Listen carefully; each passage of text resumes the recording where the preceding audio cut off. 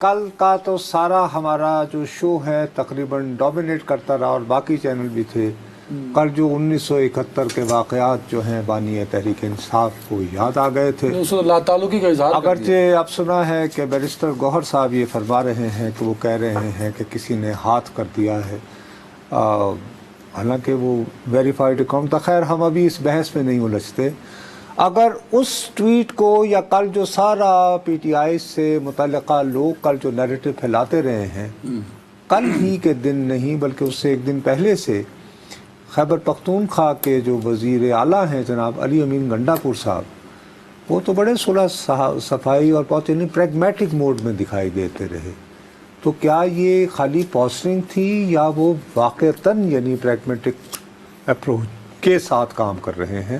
آپ کی وہاں سے فرام گراؤنڈ کیا ہے آپ کی فیل؟ دیکھیں، علی امین گنڈاپور صاحب کافی مشکل میں ہیں، اور اگر دیکھا جائے تو انتخابات میں جو کچھ ہوا، مطلب جو کس زمانے میں وزارت اعلیٰ کے امیدوار تھے آصف خان، شہرام، تیمور جھگڑا، وہ سارے کے سارے صوبے سے نکل گئے اور یہی باقی رہ گئے. اور اس کے بعد انہوں نے جس طریقے سے وزارت اعلیٰ سنبھالی، اس کے بعد آپ کو یاد ہوگا انہوں نے دھواں تقریر کی، لیکن اس کے بعد وہ پھر وفاقی وزیر داخلہ محسن نقوی صاحب سے جب ملے تو ان کی طلبی ہوئی اڈیالہ جیل میں. اور اس کے بعد ہم اس کے نہیں ایک منٹ ٹھہرے. ان کی طلبی ہوئی یعنی کہ آپ کہیں کہ خفگی کا اظہار ہوا ہے اس حوالے سے؟ بالکل، کیونکہ اب بھی ایسے عناصر موجود ہیں پارٹی کے اندر، خصوصاً خیبر پختونخوا میں. آپ کو یاد ہوگا کہ جہاں پر پرویز خٹک وزیر اعلیٰ تھے تو اس کے خلاف ایک پورا بلاک بنا تھا، عاطف کا، شاہرام کا اور باقی جو ایم پی ایس تھے. تو ابھی بھی ایسے لوگ موجود ہیں جو ان کی بطور وزیر اعلیٰ تعیناتی سے خوش نہیں ہیں، اور وہ کوئی بھی موقع ہاتھ سے جانے نہیں دیتے. یہی وجہ تھی کہ جب کمانڈر ہاؤس میں جو ملاقات ہوئی یا پھر وفاقی وزیر داخلہ محسن نقوی کے ساتھ، تو باقاعدہ عمران خان صاحب کو یہ پیغام بھجوایا گیا کہ وہ مخالف پارٹی کی جانب سے کھیل رہے ہیں.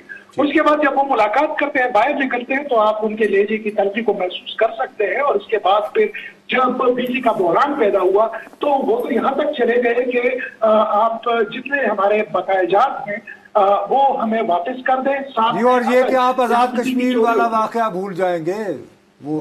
بالکل. اور جہاں تک اور پھر ہم نے دیکھا کہ پھر ایک بار وفاقی وزیر داخلہ محسن نقوی صاحب سے ملاقات ہوئی اور ٹون ٹاؤن ہے، لیکن اس سے بڑا نقصان ہوا.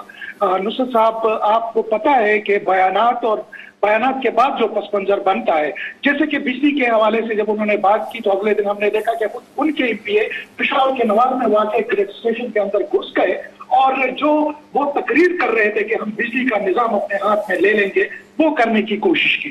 اس طرح ہم یہ بھی دیکھتے ہیں کہ